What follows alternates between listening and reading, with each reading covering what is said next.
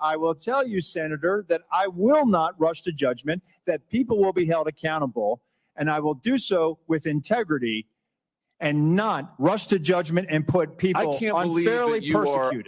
Unfairly persecuted? Unfairly, We've got people sir. who are We dead. have to be able to have a proper investigation into this, Senator. You said earlier that you've got to make sure that your protocols are followed, and unless there's a protocol violation, people wouldn't be disciplined. I would just say to you, I don't really care that much about your protocols. I think if your protocols don't provide for the fact that when a former president is shot, when an American is killed, when other rally goers, innocent people who just showed up on the day, when they are shot at and critically wounded, if that isn't a protocol violation prima facie, you should revise your protocols. Senator, I think this is where you and I agree. This was a failure, and we will get to the bottom of it. Well, I hope you're going to do something about it. Let me ask you something else. The Real Clear Politics reports this morning that you were directly involved in denying additional security resources and personnel, including counter snipers, not just to this event, but over the last 2 years. President Trump's team repeatedly asked for these additional resources, and you personally were involved in denying them. Is that true? Senator, as I stated earlier, that is not true. So you never denied any resources to former President Trump's team? No, not me. No, sir. And you weren't involved in any of that? You were never involved in the decision making? No, sir, I was not. Let me ask you just one or two other things here quickly. Well, whistleblowers tell me that, in fact, law enforcement were stationed to be on that roof and that law enforcement abandoned their post because it was too hot. Is that accurate? Senator, I have heard that as well. Again, they posted up inside.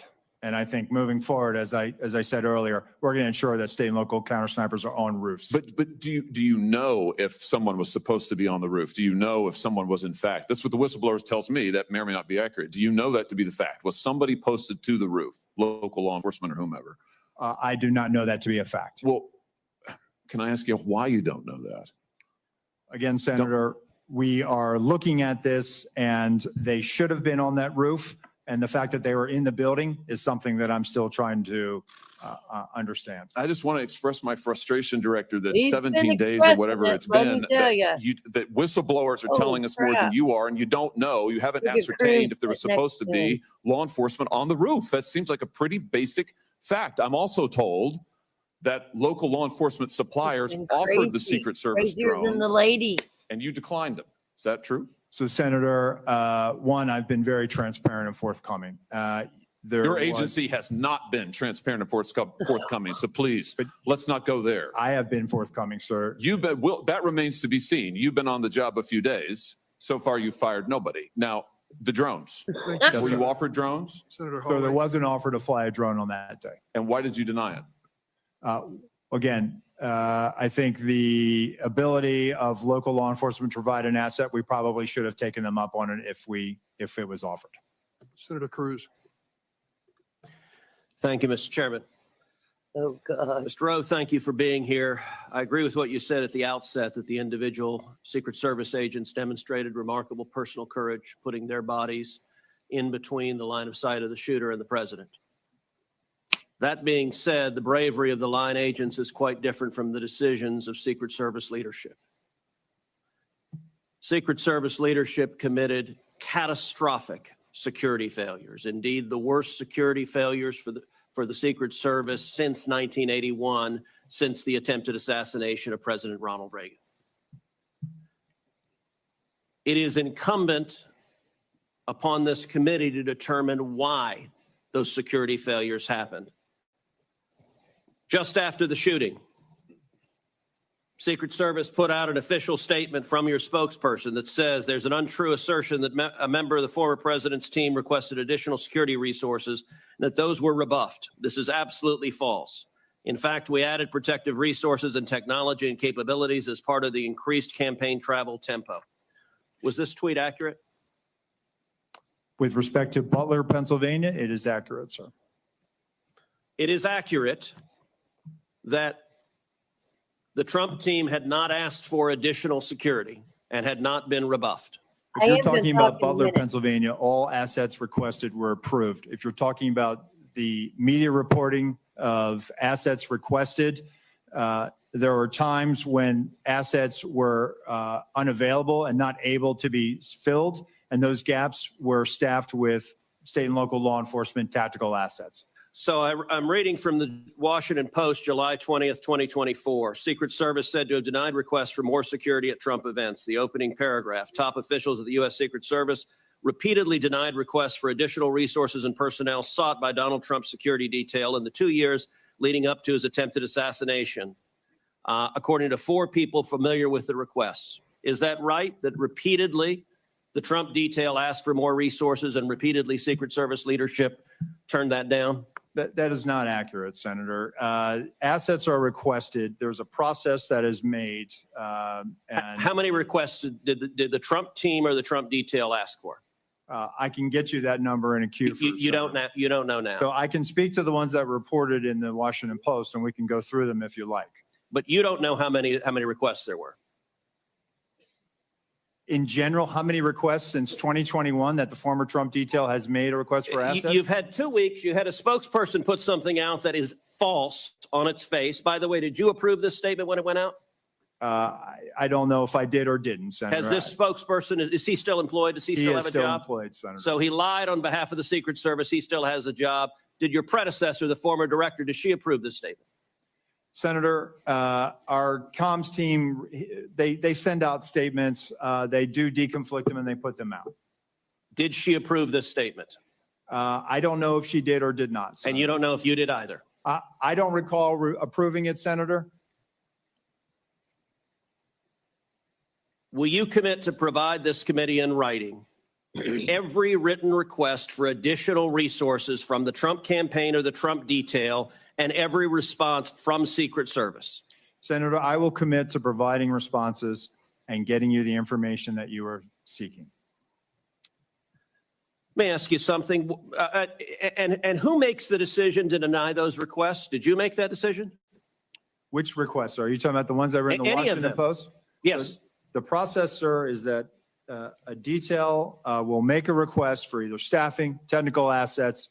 That is handled between the field office and the detail. It goes up to a logistics office between our Okay, office so of there's a investi- bureaucration. Is there a decision maker? It's not a bureaucracy, Give Senator. me It's the a person that's a process. decision maker. Is there one? Senator, it's a conversation. It's not just an absolute yay or nay. So let me tell you what I believe. I believe Oh that the my Secret God. Service leadership You know- made a political decision to deny these requests. Let's skip this next And I think the comment, Biden even though I agree administration with has it. been suffused with partisan politics. I'll Did talk the about same it in a person who minute. denied the request for additional security to President Trump also They're giving repeatedly him deny the hell. request for security They're to giving Robert him F. hell. Kennedy Jr., whose father Like was that. murdered by an So let's assassin try and not whose to make it uncle was different murdered by an Republicans, assassin? Did the please. same person make that decision? Please. Senator, what I will tell you is that Secret Service agents are not political. Okay, you're not And nor answering do my, they but you know what? allow- I'll get Leadership to your appointed by answer, the Senator, president, if you allow leadership me appointed to. by the president is political. I have a simple question, yes or no. Did the same person deny the Trump request that also denied the RFK request? That's a yes or no question. Yes, he Senator, needs fired. that is not a yes or no question. One, there is a process for a candidate nominee to receive protection. Is there, does That the is a buck stop anywhere? bicameral- that Does is the a buck bicameral, stop anywhere? bipartisan process So, that the Hill It's a participates in. bicameral, bipartisan process. What For a camera? candidate, You for are a not a candidate Congress. You don't protectee, have a camera. Mr. Kennedy submitted a request that was referred over to the CPAC. Okay, you're refusing to answer the question. Let me ask, because the failures on that day were catastrophic. By the way, is it true that on the day of the Butler event that Secret Service transferred agent from President Trump to the First Lady? No, sir, that's not true. That's been widely reported. It's not true. There was one airport agent that actually went on the manpower request for the Trump detail. They handled the arrival at the airport. What for is the First Lady what was the and- relative size of the Trump detail compared to the detail that is assigned to the President or the First Lady? It's been great. Senator, the former president travels with a full shift, just like the president. What's the so the exact same size? Is that your testimony that The- President Trump had the same size detail that President Biden has? On the day of in Butler, the agents surrounding him, it is the same number of agents surrounding the president today. There is a difference between a sitting president who also not only Hold on, has- you're using president in a way that is not clear. Is it your testimony that in Butler, Pennsylvania, Donald Trump had the same number of agents protecting him that Joe Biden has at a comparable event? I'm telling you the shift, the close protection shift surrounding. That's a yes what or you no. asked me, Senator, and I'm trying to answer it. You are not answering it. Is it the same number of agents or not? Senator, there is a difference between the sitting president of the United States. Then what's the difference? The difference? 2x, 3x, 5x, National 10x? Command Authority to launch a nuclear strike, sir. I'm There not are other assets How many that more travel with agents? the president that Sir, the former president sir, will you are not get. refusing to But answer the number straight. of Secret Service Sir, agents protecting him. Stop interrupting me. Go ahead, You are Senator. refusing to answer clear and direct questions. I am asking the relative difference in the number of agents between those assigned to Donald Trump and those assigned to Joe Biden. I'm not asking why you assign more to Joe Biden. I'm asking, is the difference, is it 2x? Is it 3x? Is it 5x? Is it 10x? Senator, I will get you that number so you can see it with your own eyes. Senator Marshall, you're recognized for your questions. Thank you, Mr. Chairman. Director Rowe, there was probably 10 buildings within sniper range of President Trump on that afternoon. Why was the building being used by the sniper not in the security zone? That's a question that I've asked, Senator. There was a decision that we were going to construct the site and it was going to maintain within the Butler Farm site, Butler Farm Show site. That building, that AGR, was right on the curtilage of our outer perimeter. And it's something that I, again, having been there and walked it, I had a hard time understanding. So as there's to no protocol why. that says anything within 300, 500 yards, direct line of the president should be in or out of the security zone. There's not a protocol that describes that. So, Senator, what we try to do is we try to either control the high ground or mitigate line of sight concerns. Okay. You've stated that on multiple occasions, President Trump's team was denied more of a detail, more assets. Who denies that? Who is the person that denies that, generally speaking? So, Senator, there's a process. Again, there's a conversation had with the detail. There's got to be a buck stopping. There's got to be someone. Who is the person? Is it a level within the DC agencies? Is someone in the Pittsburgh office? Who denies that? It has nothing to do with the Pittsburgh office, Okay. sir. It is a conversation between not only the detail, the field office, but also. I don't want to know the conversation. I want to know who makes the decision. The decision, sir, is it's our process between the Office of Protective Operations and the Office of Investigations. Is there a title for this position? It is called we affectionately call it the war room, and it's where all of our logistics files into. So it's a room that makes the decision. It is a staffing and assignments officer. Okay. Is the Secret Service required to do a briefing with all entities of law enforcement involved in the event of the days leading up to the event and the day of the event? We do a police meeting, sir, where we start the So it's initial required. process. Is it required? Is it part of your standard operating procedure? The police meeting is what initiates the advance, and that is what is required. Was this meeting held on that day? The police meeting took place on the days prior to that. Do you have documents of that meeting was actually happened? If we do, sir, I will get them to you. But you're saying that it did not happen on the day of the event. So I think what you're referring to is a briefing that the state and locals would have done with themselves. We did a briefing with our own folks. They briefed. When did you? Did your people meet with local law enforcement the day of the assassination attempt? Yes. Okay, and you realize that the local law enforcement says no, that meeting never happened, and that's why we need to get these people in to talk to us, and this is why the FBI needs to be speaking up sooner than later and say that meeting did or didn't happen. Surely there's some type of documentation of that meeting one way or the other. Is there documentation of that meeting? So, Senator, I can tell you that what you're referring to is the counter sniper team seconded to Butler ESU. Our personnel met with the team lead from Butler ESU, and they discussed areas of concern, areas of responsibility, and that did in fact happen at the site on that day. Director, I think you would agree with me that there were multiple individual and institutional failures the day of this assassination attempt. You have a $3 billion budget. You're still 2,000 employees short. And in 2022, the Secret Service had a 48% departure rate. That tells me you either have a cultural problem or just gross incompetence. Which one is it? So Senator, I would challenge that 48% departure rate. Let me get you some statistics that we have. It is not 48%. But go back to the multiple failures that we saw on an individual basis as long as systemic. I think it proves that there's either incompetence or some type of a cultural problem within the SS. So Senator, I know you're not calling our workforce incompetent, and I know we do not have a cultural problem. If anything, we are dedicated to making sure that we don't have mission failure. And let me get you the hiring numbers that we have, because I think you will actually see that, no, we've actually done very well fairly recently with trying to make sure that we have the numbers that we need. Of course, we need more people. Everybody does. But let me get you those numbers, and I think let your own eyes.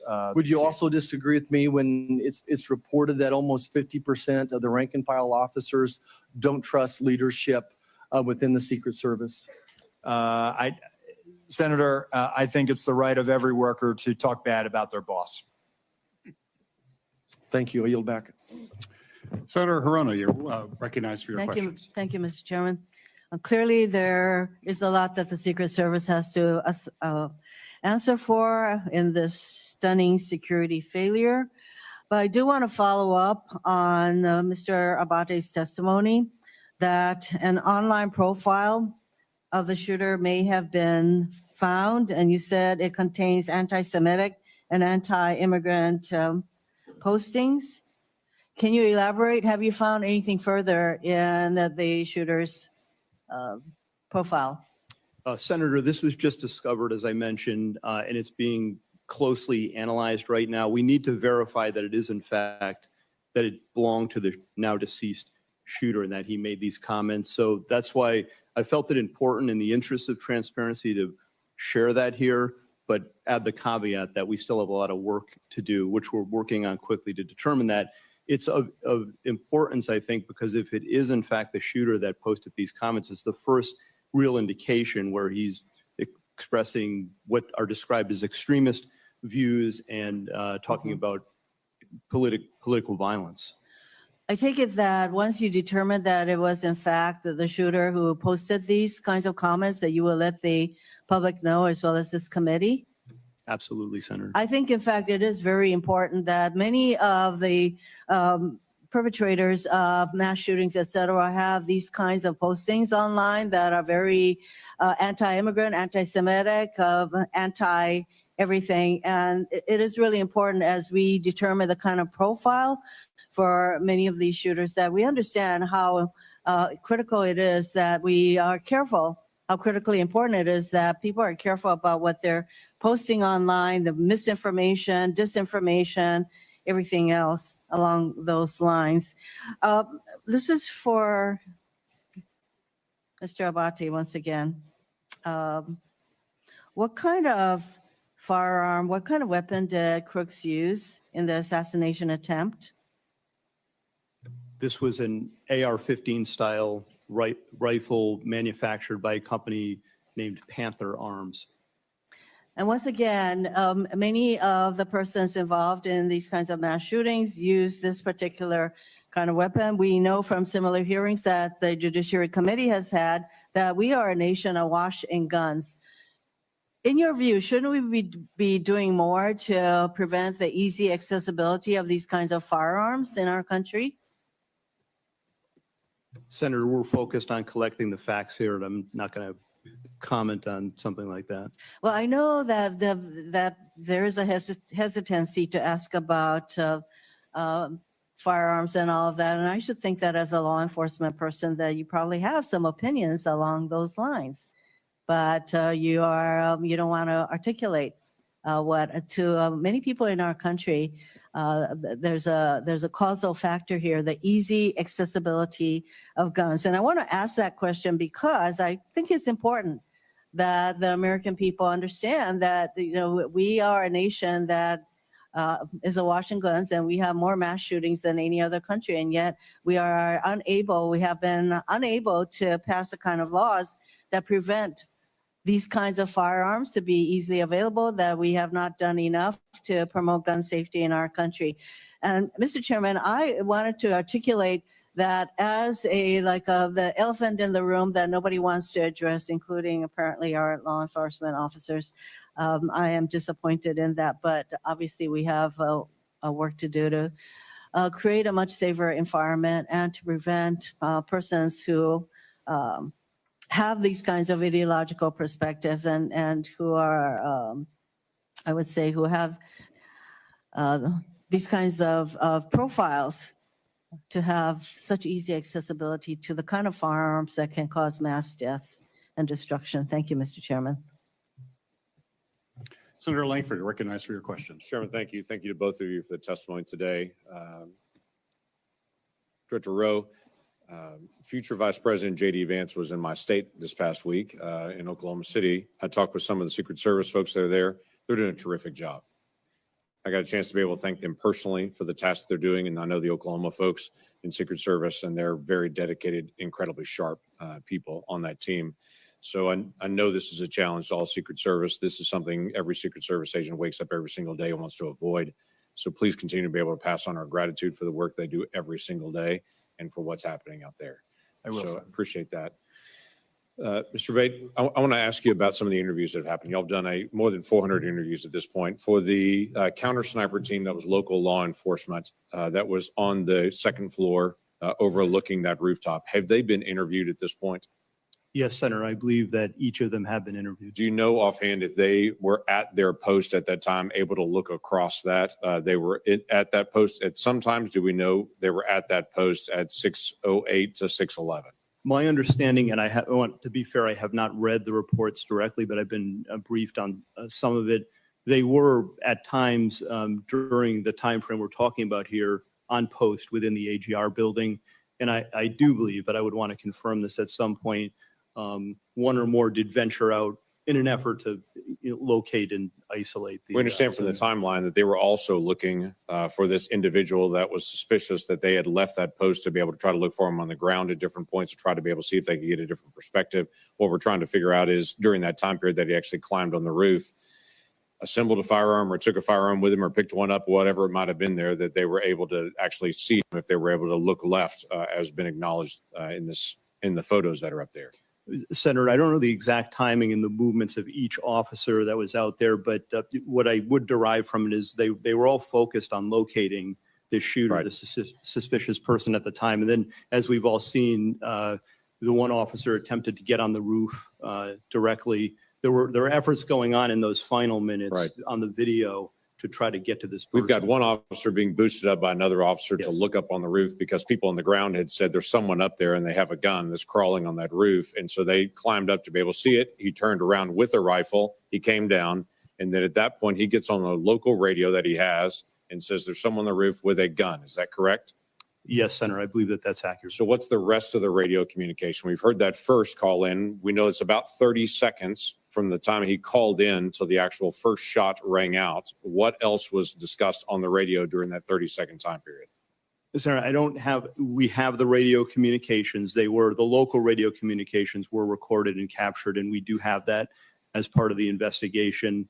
The key points to me, that local officer communicating that he sees the individuals, he's armed. That's at about 6:11 in some seconds. I think it's 3 seconds. And then he identifies it as a long gun at about 6:11 and 11 seconds. And the shots, which all happen quickly together, I believe happen within probably 30 seconds. So of that we're last- talking about over the radio because there's a command center there Yes. where all radios, including the local, as they're all being listened to try to be able to review. There's a statement that has the word gun in it that's coming out across the radio. We only know that first communication. We don't know what came back and forth on that. We'd like to get transcripts of that conversation that was done in local law enforcement.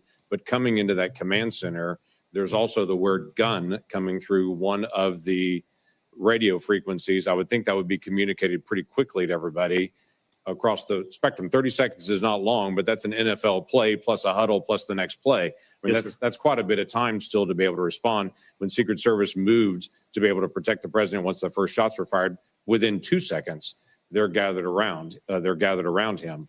So trying to be able to figure out where the word gun got lost in radio communication here and what else was said. Certainly, we will share the communications with you and the committees, Senator. I will note, just from my notes, there was effort within those minutes and seconds, once the gun was announced, there's other communications where the local police are talking about deploying a QRF and responding, and that they've got the building surrounded. So it's not an avoid. I don't want to give you the Right, I misimpression. understand, but typically, I would assume for Secret Service, if they hear over the radio over something gun, they're moving to be able to protect the detailee, the person they're protecting at that point, the protectee, that they're moving pretty quickly at that point if that's what's actually coming out. And so that's what I'm trying to be able to figure out, how that didn't get communicated out to the people that were directly in front of the former president at that point. And the last question I'd have, I only have a second left, is just, was there any overhead drone? We've talked about counter drone, but any visibility that Secret Service had to be able to see the field and all the operation in their own ability? No, sir. And as was asked by another senator earlier, it appears that there was an offer by a state or local agency to fly a drone on our behalf. And I'm getting to the bottom as to why we turned that down. Okay, thank you. Senator Kennedy, you're recognized for your questions. Thank you, Mr. Chairman. Mr. Abate, am I saying your name right? Yes, Senator, thank you. You are the Deputy Director of the FBI, is that correct? Yes, Senator.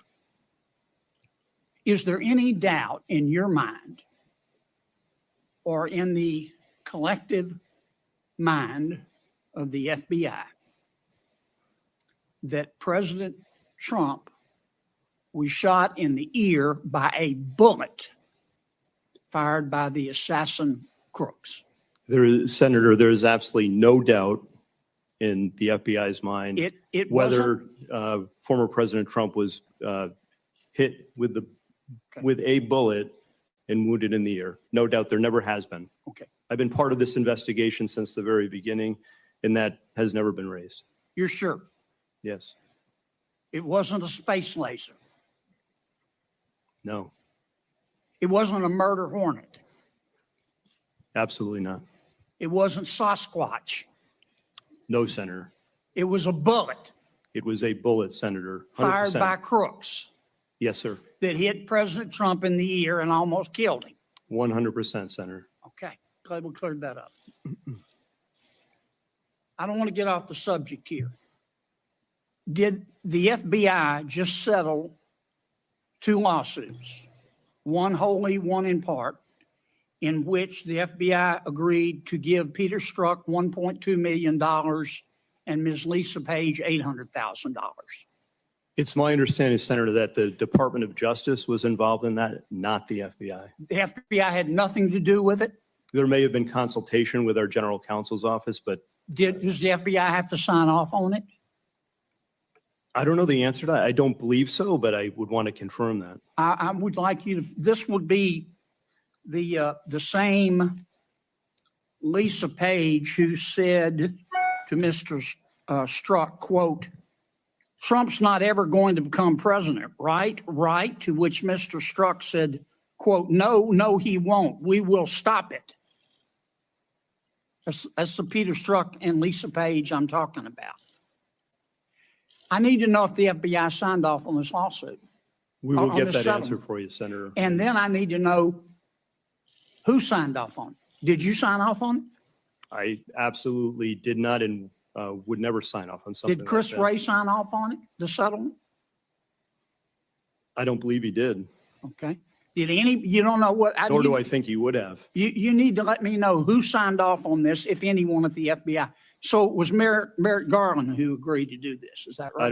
Senator, I do not know. Well, hell, who signed somebody off had on to that. agree to it. I've settled a lawsuit before. The client's got to agree to it. You're the client. All right. Understood. I'm gonna direct in to the Department of Justice to All answer right. those Get questions. me That's- that information if you would. Mr. Rowe,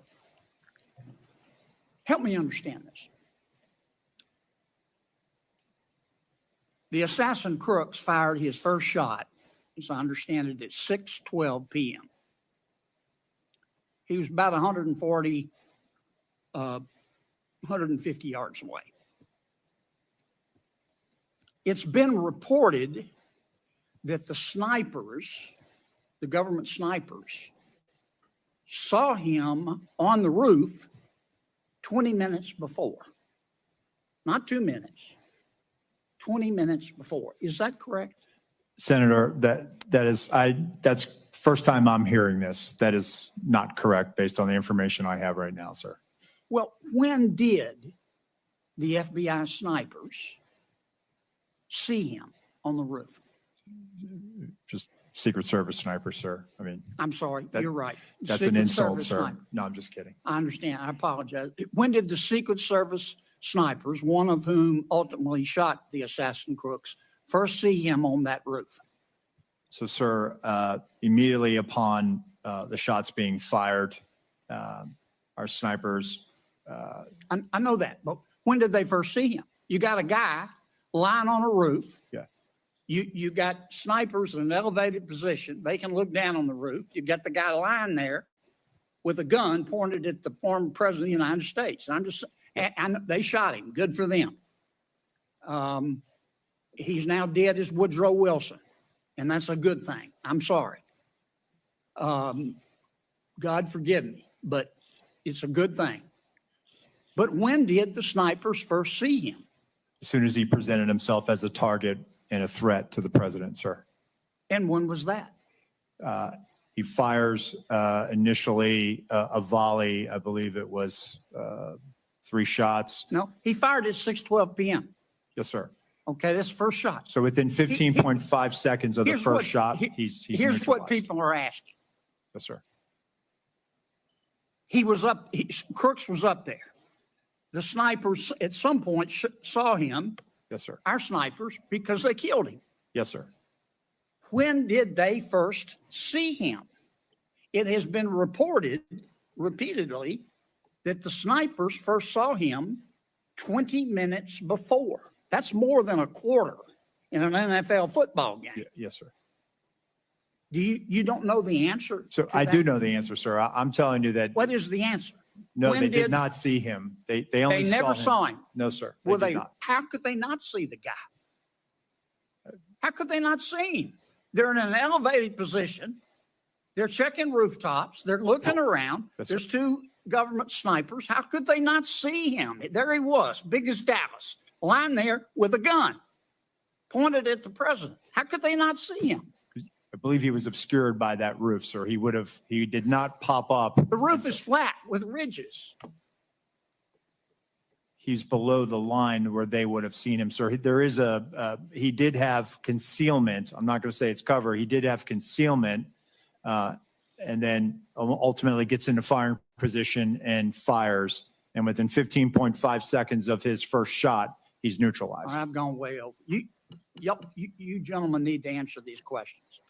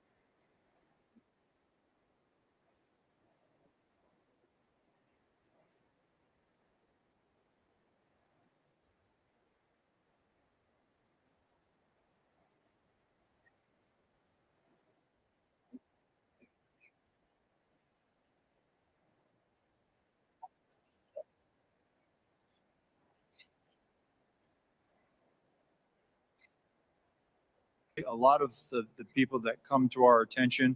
And in the case of the assailant, to me, as I overlay him over top of, say, John Hinckley, who tried to shoot President Reagan, I see an individual based on the information that I have now, some of the great work that the FBI has done. We have an individual who's a loner. We have an individual who was focused on Donald Trump and Joe Biden. Hinckley traveled the 80 campaign, and we know that he followed President Carter. It just, on March of 81, he happened to show up in Washington, D.C., and he saw an opportunity to try to attack President Reagan. So when it comes to the Secret Service, and 1981 was a watershed moment for us. We have people that are, for whatever reason, fixated on carrying out an attack against the President of the United States or one of our protectees. And in this instance, you have the assailant who was a loner. Obviously, he was researching. He had researched the Democratic National Convention. He had researched and Googled or used a search engine about the president, the former president. And so I think he had moved towards an idea that he was going to try to do something. And so when I look at this, we don't have a challenge with the FBI or the intelligence community. I think what we always try to wrestle with is trying to line up and see people as they're starting to head down a pathway towards violence. And it's something that we have spent a lot of time and resources in with our National Threat Assessment Center to try to gain a better understanding so that we can help our agents in the field as they're doing these protective intelligence cases and these investigations to be able to make a determination, is somebody genuinely a threat, or do they need mental health, or do they need some other type of service? Thank you. I appreciate that. My time is over. Thank you, Mr. Chairman. Thank you, Senator Cotton. You're recognized for your questions. At the outset, I want to express, as many members have, as President Trump did, the admiration and respect for the bravery and skill of the officers who were on site that day, Secret Service officers, as well as all the This local law guy. enforcement. As it happened, my 9-year-old son was watching with me that afternoon, and it was hard to get him to turn away from it. And he asked who all those men and women were who jumped on Mr. Trump. And I said, in layman's terms, those are his bodyguards. And he Okay, said, we've what seen this. are they doing? I said, they're That's protecting him from a bullet. And he said, actually?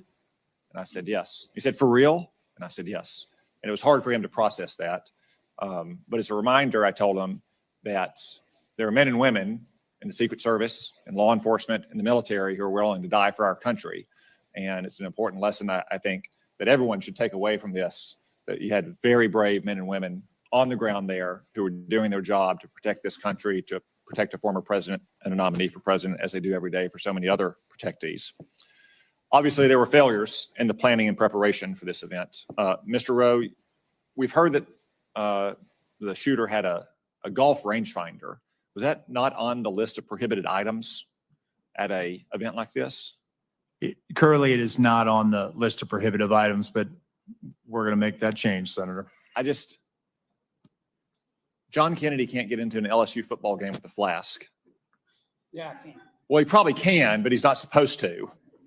It just seems like common sense that you don't need a laser rangefinder at an event like this. And it feels like that a lot of that was just the lack of common sense being exercised. Are officers not empowered on the front line to use common sense to say, like, if a guy has a laser rangefinder, he should be detained or at least stopped, and that's why he's carrying it around. If you have a building like this that's not secure from 150 meters away, someone, even the front line, lowest level, most junior officer, should be able to kind of like send up the red flag immediately and say, like, we need to halt everything right now and figure out what the hell is going on.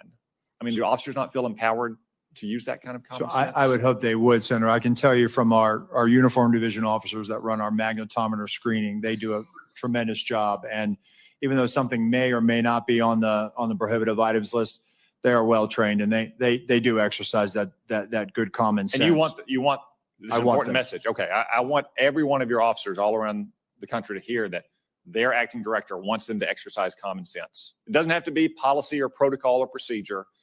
They should exercise common sense. Thank you for that.